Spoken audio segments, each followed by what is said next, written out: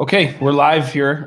My name is Isaiah Colton. This is Ron Mazza, and we're doing a podcast today. And this is the episode about nothing. Stay tuned. There's more. There's more.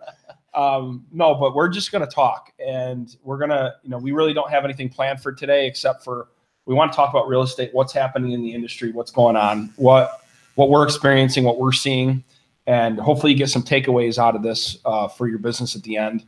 Specifically, I think it's important to talk about what's going to happen in 2018. Oh yeah, big. What's going to happen with the market in 2018, and maybe going into 19, and more importantly, how you can prepare and put yourself on the listing side of the business, because I think that's going to become more and more important as the economy changes. Would you agree? Oh, okay. Isaiah, as a matter of fact, I was reading Saturday's paper. Right? Yeah. We still get paper. You read the paper stuff? We're old. Okay. Okay. But anyway, I'm reading the real estate section. Yeah. And in the real estate section, they show all the closings for that week because they're public record. Yeah. It was the smallest of all of Monroe County, the smallest group of closings I've seen in years. Wow. And it's like, because usually it's like 2 pages. Yeah. There's no inventory. Wow. And that tells me that's what's happening. Yeah. Right. And we have to find listings because the buyers are waiting for these. That's right. It's amazing. But I saw that. I told my wife, I says, oh my goodness, there's no closings to speak of. Yep. Every region. Wow. Every region in Monroe County. That's incredible. And I think so. If this is the first time listening to our podcast or watching us on video, we really focus on the listing side of the business. Yes. And whether it be the team that we run or the services that we offer, we really focus on the concept called a sales funnel.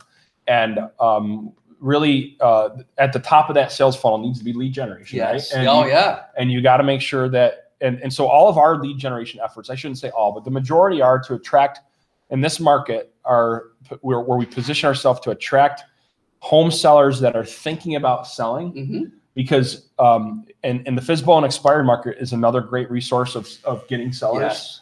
But so between the two of those, that's helped us a lot stay on the listing side of the business.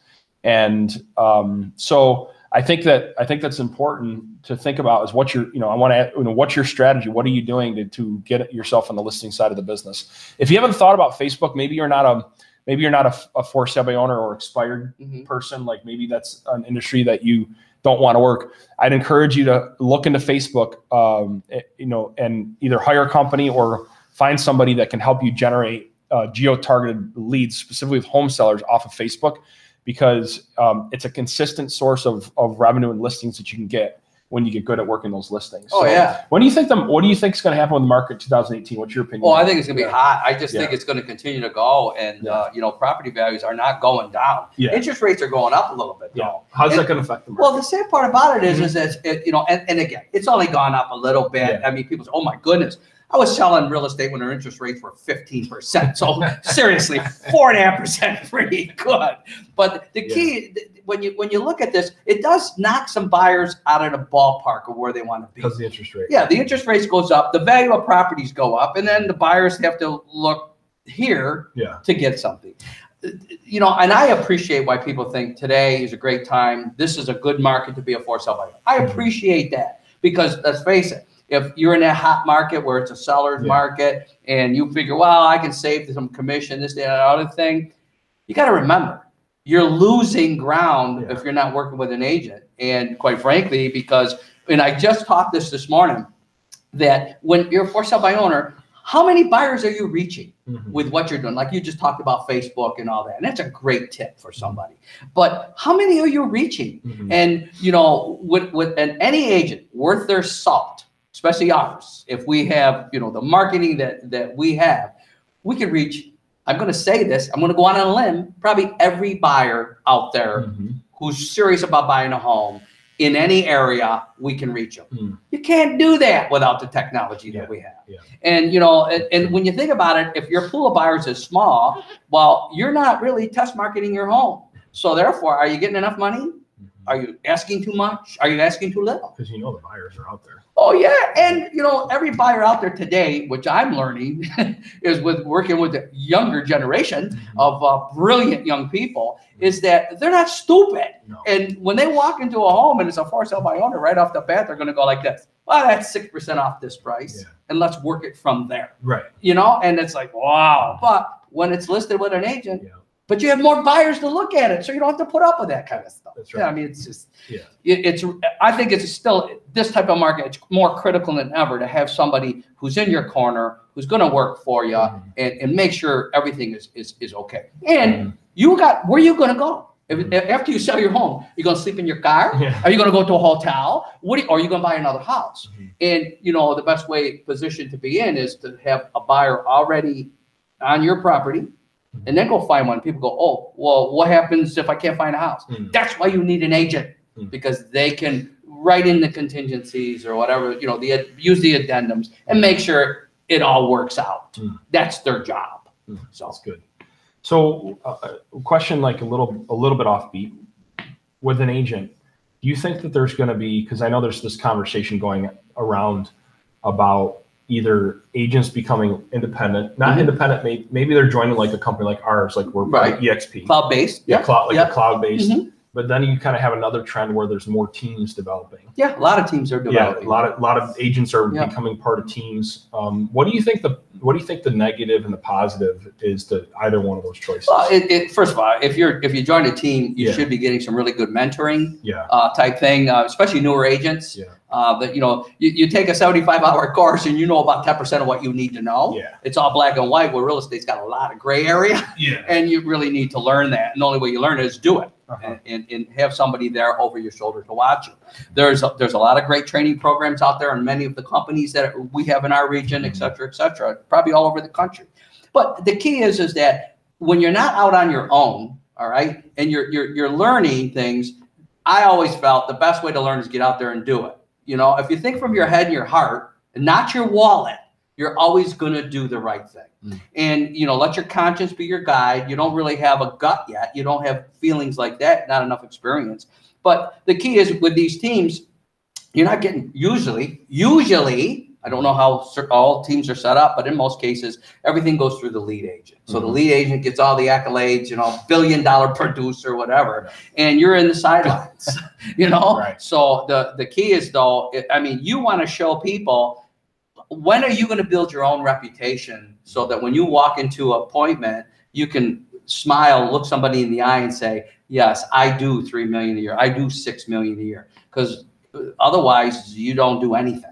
You know, you're part of an organization. But there is some security there. I mean, let's face it, there's obviously, you know, draws or whatever. I mean, there's all different ways that somebody can run a team. Personally, I like to see people fly on their own. You know, go for it. You know, and then really you need to make a commitment to do it full time. And now, okay, I'm full time on commission. I have a car payment. I have a mortgage payment. I have 2 kids to feed. How's that going to work for me? It's tough. It is. If you have somebody who can support you for about a year, you're good. Because in a year, if you work hard and you put in the time and you do the prospecting and you learn how to use a sales funnel and you get lead generation and predictable income and all the things that we talk about, you'll do great. You'll do great. Yeah, and I think part of it's being honest, like how well you work within teams too. Oh yeah. Like a lot of agents, like they want the bells and whistles of the team, but they don't work well within a team. No. You know, so you're better off. You know, for all the benefits of the team, you might be better off going. You know, not everybody can work directly for somebody, and especially if you're working with somebody who's not a good manager. Oh boy, you know, like especially if they're responsible for your actions, and next thing you know, you get a letter from Department of State. You're going to get slapped hard. Well, you're somebody else responsible for you. Oh, believe me, I've been there. It's not fun. But, you know, again, think with your head and your heart. There's not much you can do to get yourself in trouble. It's probably an apology or something like that. But once you start thinking about just the commission, you make mistakes. And that's not good. You know. What do you think about this commission war? Wow, what war? It's a battle. It's not a war. The commission battle. Wars are to be won. Battles are to be fought. So interesting. San Francisco, there was over, I I think it was over 50% of buyers put in an offer Mm-hmm. on a home Mm-hmm. before they saw the house. Oh yeah, it's happening. So it's happening. Interesting. I've never seen it like this. Yeah. How do you buy a house and not walk in it? Like literally, yeah. But it's like with the so what's your technology. opinion on what's your opinion on the future of a buyer's agent versus the future of a listing agent? Well, I'm already seeing this huge shift. Yeah. You know, I think, you know, we always talk, and I saw a YouTube video of an amazing man who's done an amazing amount of business in real estate, and it just blew my mind. Mm-hmm. And believe me when I tell you, he did say this in his seminar, his presentation. He says, you're never gonna lose this, Right. the touch. Right. If you lose the touch, you're not in business. You really aren't. It's still a touch business. Yeah. But with all the technology we have, I know there's people that, you know, you got Authenticide, you got, you know, all these videos, you got drones, you got Matterport cameras, you got all this technology today. And yeah, somebody could literally walk through a home without stepping in it. Mm-hmm. But, you know, you still got to look at the space. Yeah. And, you know, I know they're doing it, as you said, there's a lot on the West Coast where it's all done. But you're talking like $1 million, $2 million. What, someone told me the average sell price somewhere was $2 million. I'm sitting there going, Totally different market. I could sell 5 houses a year. I'd be thrilled. You know? That's not even one a month. That's why I have one a month. But I don't know. I'm a little old school. Yeah. You know, and I always I like to look at it with them. Yeah. Just because what if I see something they don't see? Right. But I guess it's the interesting thing about that stat is when I was talking to another professional in the industry, and I go, yeah, but did they buy it? Just because they put in the offer doesn't mean that they bought it. Yeah, really. Like, did they buy it before they? No, did they buy it before they saw it in person? Oh yeah. Just because you put in an offer, it doesn't mean that. Doesn't mean it. Yeah, you could feel be good about to inspection. Oh, it is. Yeah. So why do he's not going to to buy it before you walk through it? People do, Isaiah. Wow. And that's what I'm saying. I've blown away. Wow. But you're right, though. I'll bet you most of them don't. They see it. They actually subject to their inspection. Yeah, they walk through. Yeah, they have to. Yeah. So, how are we doing for time? What do we got for time? 5 minutes. Cool. So, I think one last question would be is, what do you think when it comes to working with a for sale owner and expired, and you find that maybe you're working them, but they're not converting. What are some of the reasons why they're not converting? Well, it depends. Every case is different.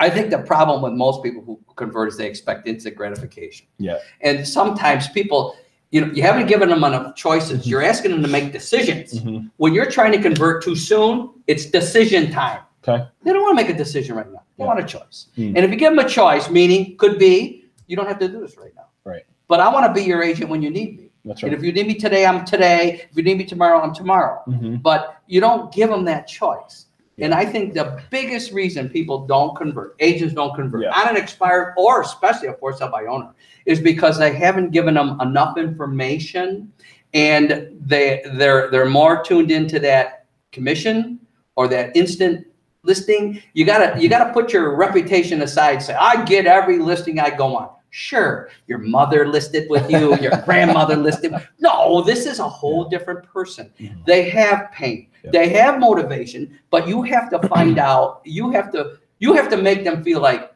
this agent is so different than any other agent we've ever talked to, mm-hmm. and that's how they have to feel, because you don't push them. You give them choices. Yeah, I want to leave you guys with this question. What makes your listing presentation different than the next agent's walking in the door if you're working expired and for sale by owner? And I hope the answer is not professional photography and I'm good with clients and I'm a great communicator and a great negotiator.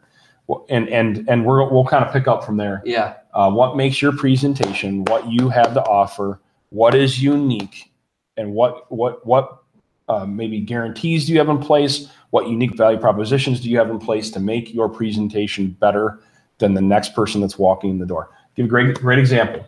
One of our agents, the homeowner met with 2 other agents before him, and so he actually said to him, he goes, I already gave my verbal that I'd commit to this agent. Mm-hmm. So, but I wanted to meet with you because your prospector was good. Mm-hmm. Is what he said. Your prospector was good. So I figured I'd meet with you. And what was really interesting is that by the time that our agent went through our presentation, they actually saw some things they'd never seen before. Right. And that's why he's going to get the listing. And he's actually, not only did he get the listing, same day, drove him over to his father's house. Another. And he's getting that listing too. Same day. That's the way it's supposed to happen. Same day. Mm-hmm. And so I want to leave you guys with that. Hope you enjoyed the podcast for today. Or if you're watching us on video, and we'll see you on Thursday.